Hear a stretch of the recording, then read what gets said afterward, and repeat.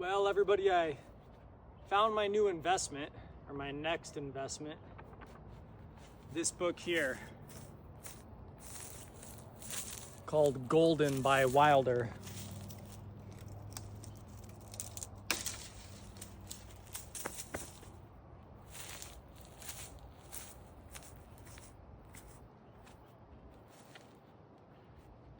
And I want to tell a little bit about the process of finding this book, just sort of kind of how I told about the process of finding Italo Calvino's books.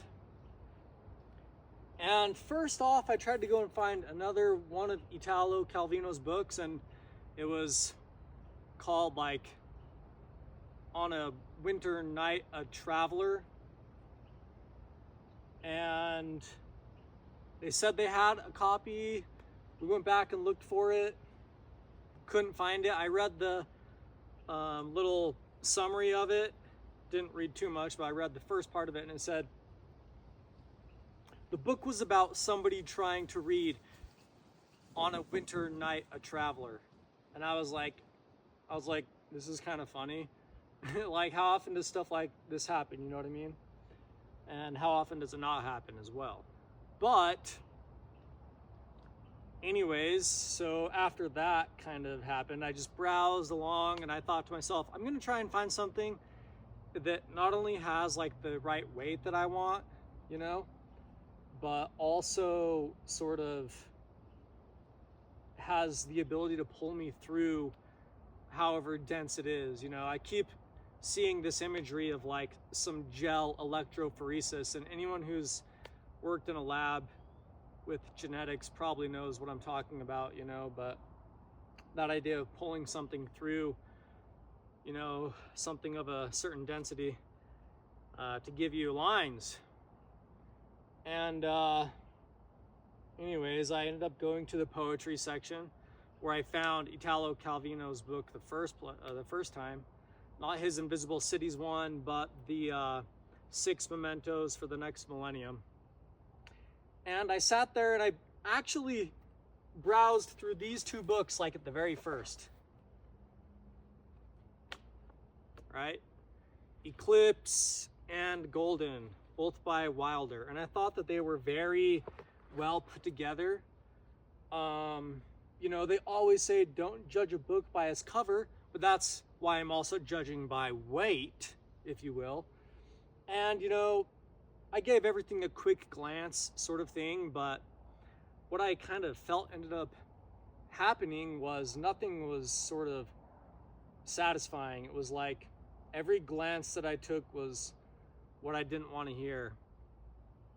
And what ended up happening was I was kneeling down looking at some book that I recognized the name of. However, it was huge, so I didn't necessarily plan on reading it, but I grabbed it just, you know, casually because it's like, it was one of those books that everybody has heard the name of, you know what I mean?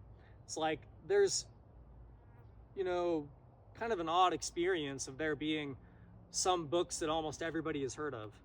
And this was one of those books. So I grabbed it and I was looking at it, and somebody started talking to me.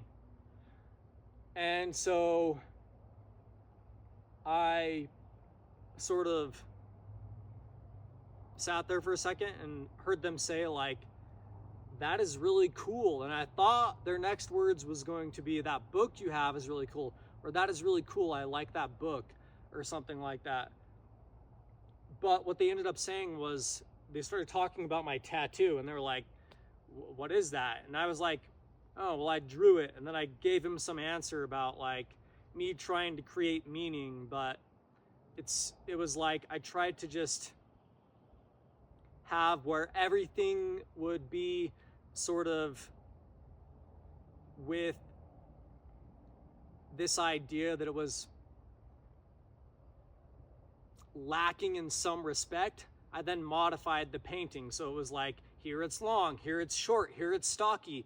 Everywhere where it could, you know, be that some sort of aesthetic nature of the world was captured in each piece of this sort of portrayal of something, you know. So it's like real but dark, it's ancient But again, maybe in the future, you know, there's this idea of anything being possible kind of thing, and that's as close as we can get to art itself. So I told him an answer like that, right? And he's like, whoa, well, you know, I really got an answer from the artist there. And I was like, yep, because I am, kind of thing. And, you know, talked to him some more, and he ended up being very interested in kind of talking to me, I would say.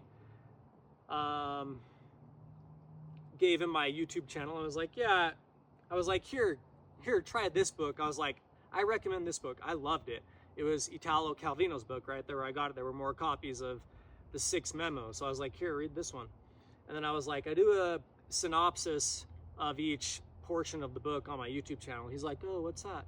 He's like, oh, okay, I'll subscribe. And he's like, you got a lot of subs. And I was talking to him about, yeah, but, you know, for the most part, everyone treats me like a normal person, meaning that everyone just goes about their day. You know what I mean, right?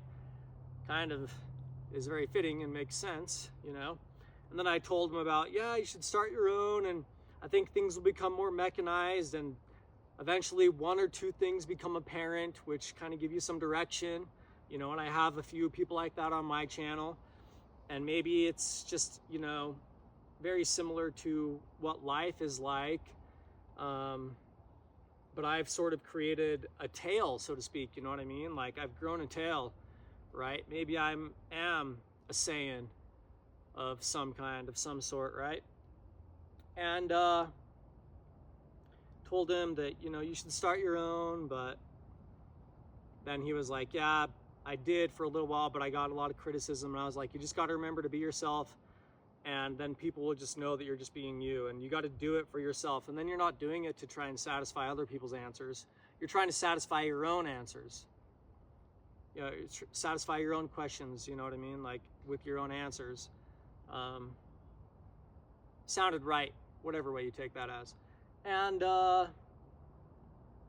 I told him kind of like, you know, if you sit there and talk to yourself for long enough, you can sort of perceive direction in the nature of all things, because where your voice comes from sort of connects with things. But it's like you have to speak enough in the dark to be able to see your surroundings and see the direction of things, and you can sort of feel this and tap into it, you know, and whatever. And then I told him my big thing now is that a lot of this doesn't take as much as we all think it does, and we will never be able to catch up with the sun, and that's the system, and it likes to make you think that everything is important, you know, but as soon as everything's important, it is this mass which has no identity.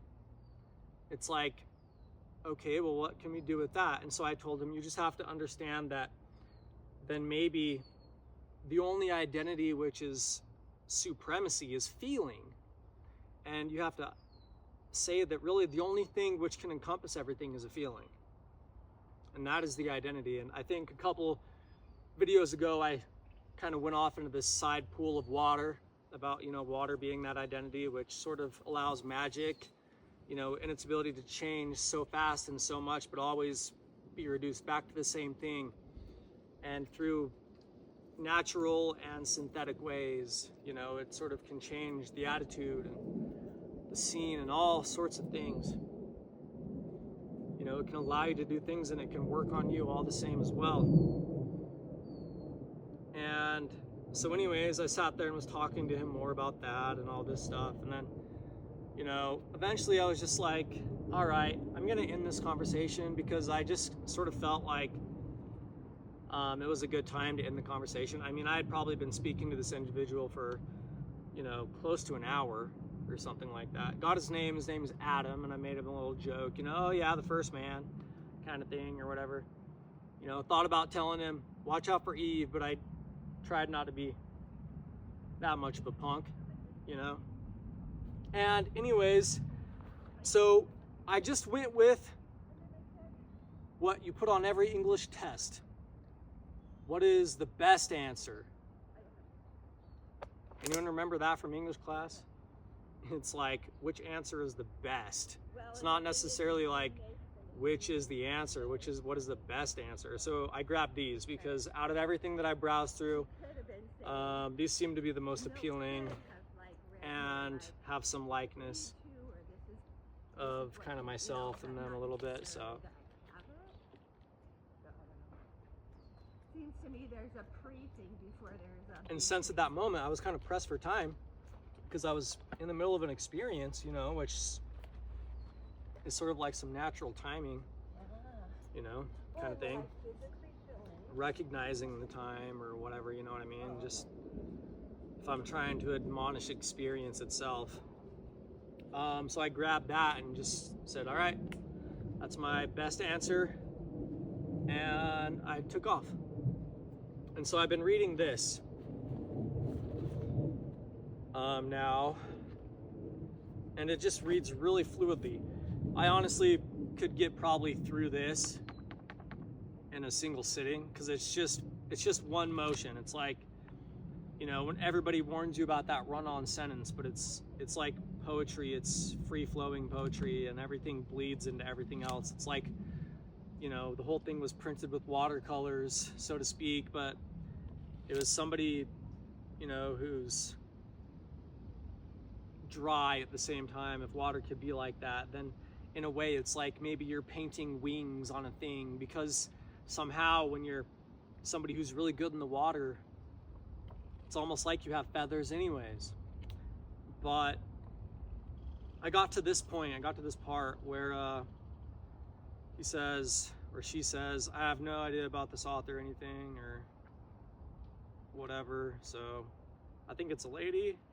They said they placed themselves in the perspective of a woman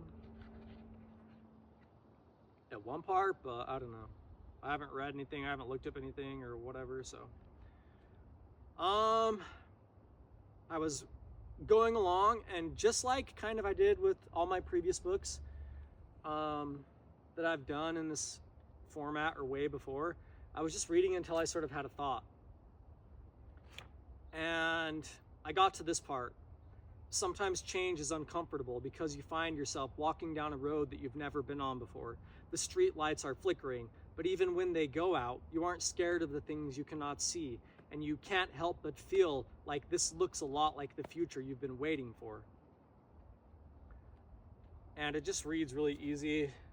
You know, it's good for somebody who probably is dealing with a lot of stress and doesn't want to be sucked into a world where they have to be emotionally invested in a lot of things. I recommend reading like this for anybody who sort of has a mind that tries to deal with the serious nature of all things. And then maybe you can understand just how serious something like this is. Somebody is pouring their whole emotion and their feeling and that being, and they're being completely open and honest about, you know, what they're seeing. Because unlike words, you can see so many things at once. Maybe poetry itself is like the idea where at a glance we can capture more than one thing. Our lines and trains of thought don't necessarily have to be so linearly, right? And it sort of reads like that, at least to me. And I got to that part and I thought, you know what? Like, what are all the reasons that somebody would be scared for blinking traffic lights? Or like, you know, street lights. Like you're walking by street lights. Is this all a setup? Is this like something that we've been engineered to like say that something is wrong? Is it this idea of being caught out in the open in a public place? Do we truly not trust the public?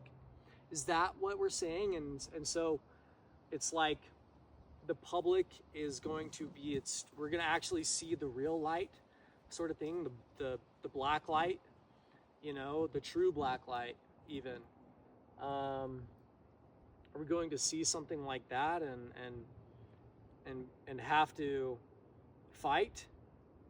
Is this going to be a moment where we have no other choice but to commit to something? You know?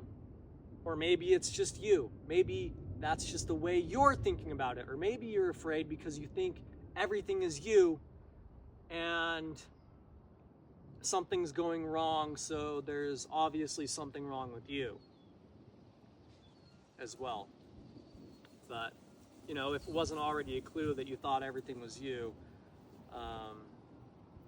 as to there being something wrong with you.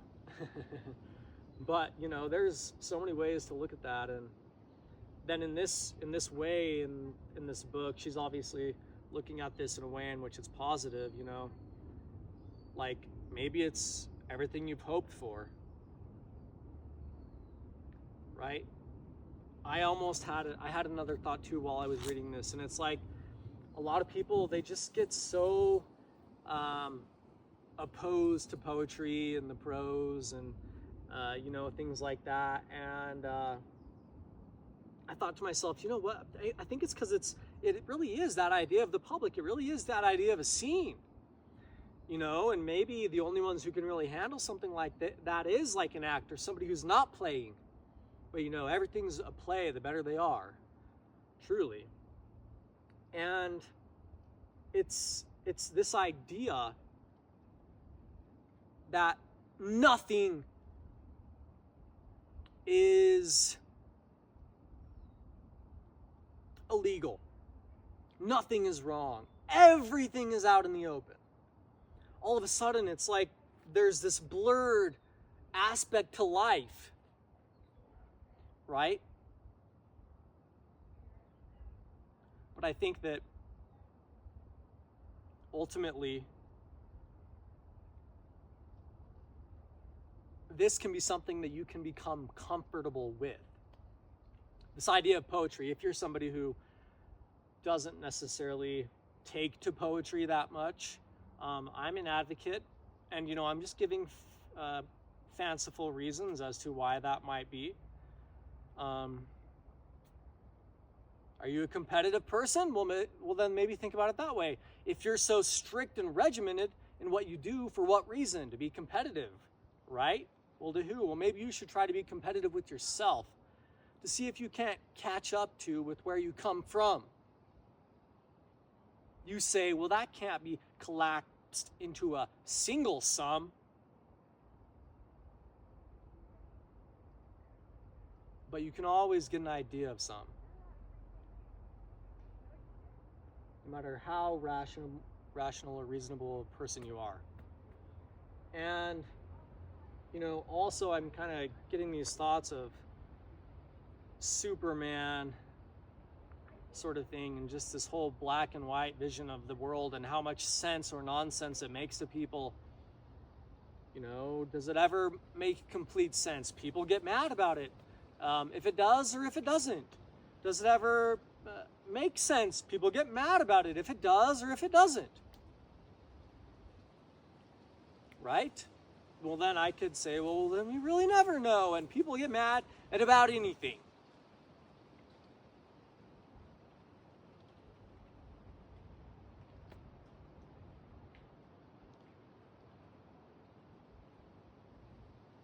And now I can really end this any way that I want to.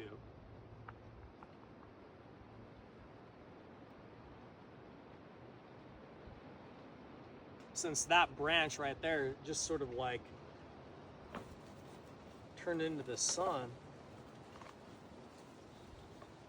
Out for that black wasp. Get out of here, dude. Yep.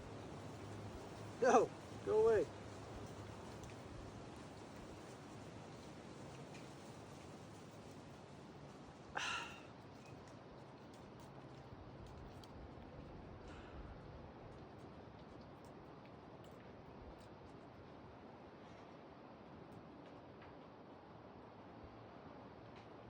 I am the wind.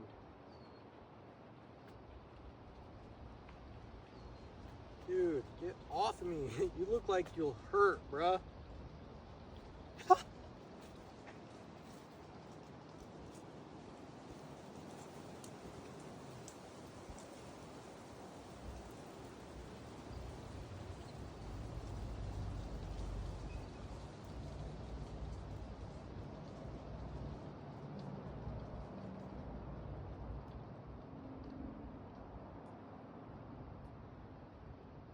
I got a way I could end this.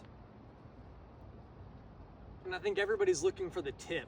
But the funny thing is about the word itself is that if it really is a good tip, then there's no tip, right? Because it doesn't go in any one way if it really is a point.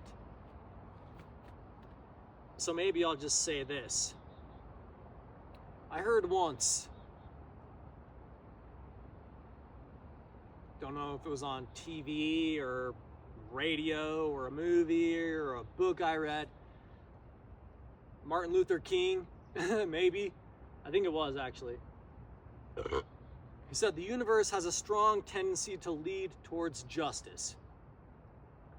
And I always come up with, well, my saying to this is, you know, people say, you can't handle the truth. I say, the truth never gives up. I have about a saying, you know what, if I was given enough time to, and like, I was in the zone or whatever, I was really buzzing, you know, humming. I got my own version of almost every saying you can think of, but my saying is this. The universe tends to